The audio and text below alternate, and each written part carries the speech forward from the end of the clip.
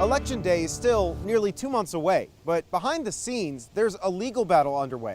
It's pitting Maryland's Republican candidate for governor, Dan Cox, against the Maryland Board of Elections. And the central question is about when mail-in ballots are allowed to be counted. So let's verify what are Maryland's current laws about when mail-in ballots can be counted and what's being proposed by the Board of Elections. Our sources are the National Conference of State Legislatures, the Maryland State Code, and we got our hands on the court documents filed by both the Attorney General and candidate Dan Cox. First, let's talk about the current policy. According to the Maryland Code, the envelope holding the ballot can't even be opened until the Wednesday after Election Day, and it can't be formally counted until that Thursday. And that's where this court document comes into play. It was filed on September 2nd by the state's Attorney General, asking the judge to allow them to start counting mail-in ballots on October 1st instead, writing that the influx of mail-in ballots during the primary led to results not being ready until 36 days later, adding that without a change, we may not get final results in the upcoming general election until President's Day, writing, quote, "These failures would invite unwarranted suspicion and mistrust in Maryland's electoral process."